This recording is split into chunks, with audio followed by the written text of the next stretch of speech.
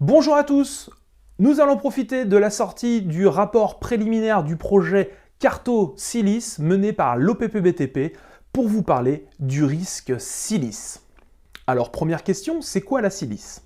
Bien la silice, c'est un minéral, c'est un caillou qu'on va retrouver majoritairement dans le sable, dans les granites, dans l'ardoise ou dans le grès.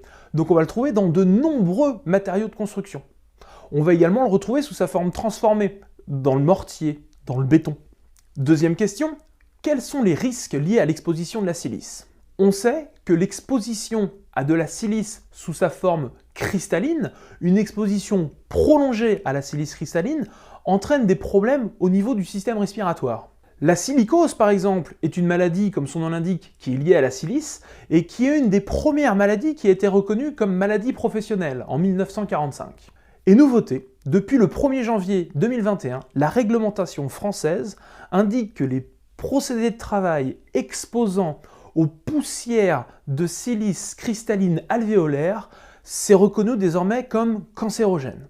Pour faire simple, si votre procédé de travail vous expose à de la poussière de silice cristalline alvéolaire, dans ces cas-là, vous risquez de développer un cancer.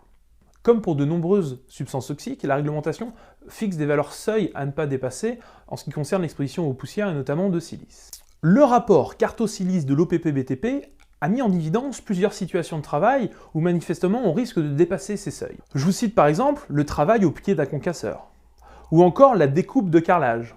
Nous avons aussi la découpe ou le perçage de voiles en béton, le ponçage de béton. La découpe de briques fait également partie de ces situations. Et enfin, pour finir, la projection de béton, par voie sèche ou par voie humide. Alors, pour faire simple, déjà un bon indicateur pour savoir si on est exposé ou non à la silice. Si jamais on travaille sur un matériau et qu'on aperçoit de la poussière, c'est déjà qu'on est exposé à la silice. Déjà, il faut prendre des mesures pour réduire l'exposition, pour réduire l'empoussièrement au poste de travail.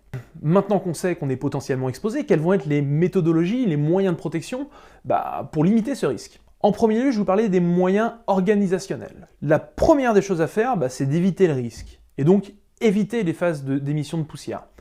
Par exemple, en préfabriquant. Si on a fait par exemple un travail de calpinage au préalable et qu'on sait que nos bordures elles sont déjà prédécoupées avant d'arriver, eh bien sur le chantier, il n'y a plus à faire de découpe, on ne sera donc pas exposé au risque silice. On peut également travailler sur le choix des techniques. Par exemple, pour la découpe du carrelage, découper à la meuleuse sera forcément plus émissive que découper à la carrelette. Donc il est conseillé de choisir les découpes à la carrelette plutôt que la disqueuse. Troisième axe d'amélioration, on va organiser le chantier de façon à limiter, à réduire l'exposition de chacun des salariés. En organisant par exemple des roulements sur les différents postes. Les postes exposants, on va tourner dans l'équipe de façon à limiter l'exposition de chacun. On va chercher également à éloigner le plus possible les opérateurs de la source d'émission. Effectivement, si à un moment, par exemple, un camion déverse du sable, potentiellement il va libérer de la silice, et bien là, on va faire en sorte qu'il y ait le moins de personnes possible au pied du camion. On va éloigner le plus possible ces personnes. Comme ça, naturellement, ils seront moins exposés. On va maintenant parler de moyens de protection collective. Alors, en premier lieu, on va chercher à faire en sorte que notre procédé de travail génère le moins de poussière possible. Donc pour ça, on va par exemple humidifier, brumiser, aspirer directement à la source, aspirer au niveau de l'outil. Avec ces techniques, notre procédé de travail vont être déjà naturellement moins émissifs.